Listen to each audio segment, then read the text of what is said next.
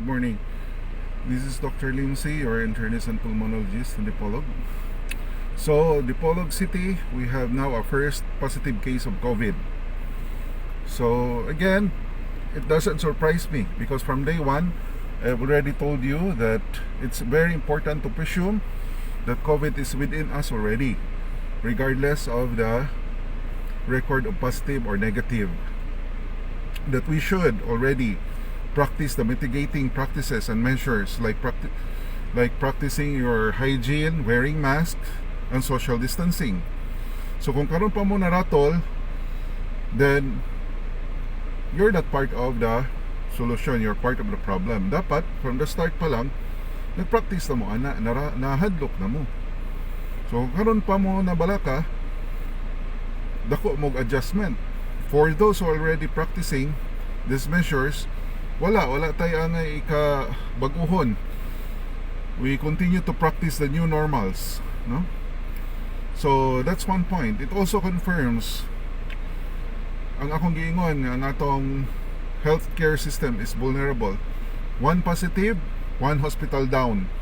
Several healthcare workers, nurses, doctors that are exposed are already in quarantine, so they are decommissioned. They are no longer part of our fight against the COVID at this point. So soon, hopefully they will be back. Kay lisod kay kulang tagtao. So again, the learning point is stick to hygienic practices, social distancing, and important even at the home. Unsa to ang nakatunan aning leksyon, bisan sa balay, you stay at home, dili pwede na mag-gathering, dili pwede mag-inom-inom, dili pwede nang naay visitors. You avoid them. Consider everybody as potential asymptomatic positive. Even your close friends and relatives could be the one. No? So, kinahanglan practice ta. Also, wear the mask. Wearing a mask. So, consider somebody facing you without a mask as a threat. Somebody who is wearing a mask na naara sa suwang, ana, threat. Badlungon, ipasaka.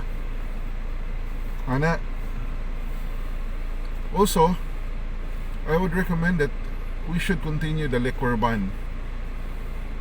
Kay kana siya mooy mag-encourage aning inom-inom o tapok-tapok sa balay.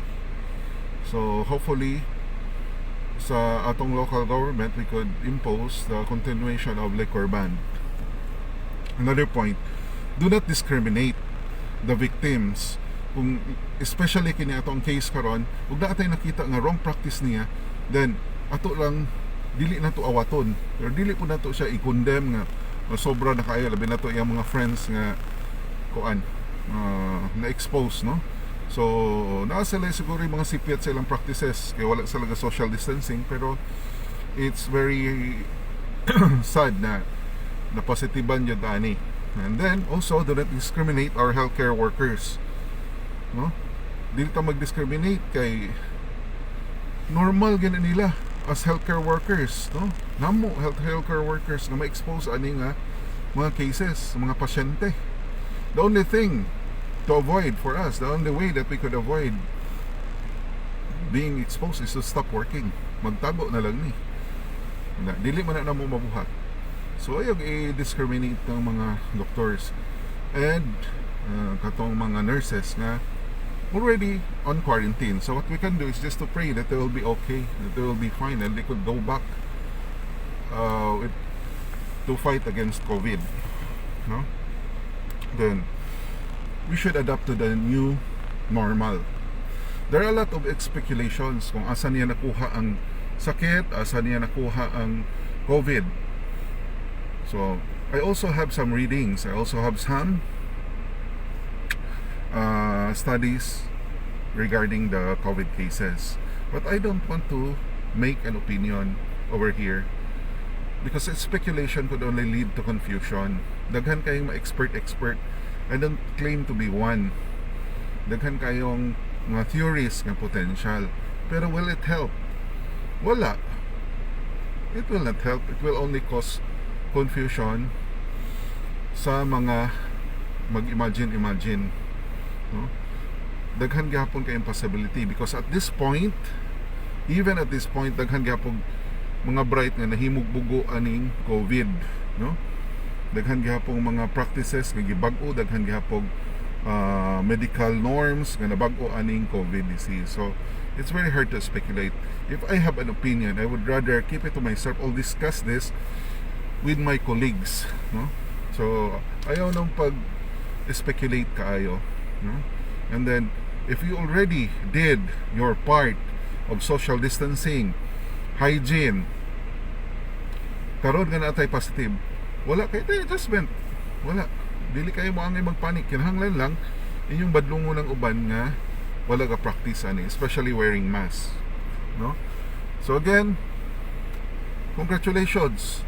Usahay o kusabot ani malipay ba kung ano na positive kay base log mas mo magpabadlong na ning di na magpabadlong kay mga tao. Pero at this point, overall, I would still say that the country is doing good despite all of this, and that especially our province, no? Kay by demographics, Southeast Asia, gamay ra gyud case.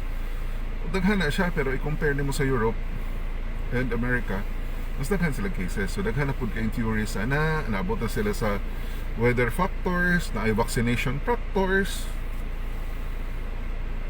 Unsa may naa sa Southeast Asia ba nga mas gamay ra, sipat man pud ang mga tao.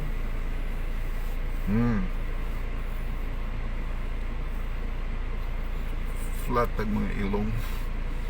Base ng COVID, mahilig na siyang tag-as og ilong. Mo siguro na. Dalawa to first case ato, taliw-taliw kay ilong. So flat kag ilong. Swerte ka.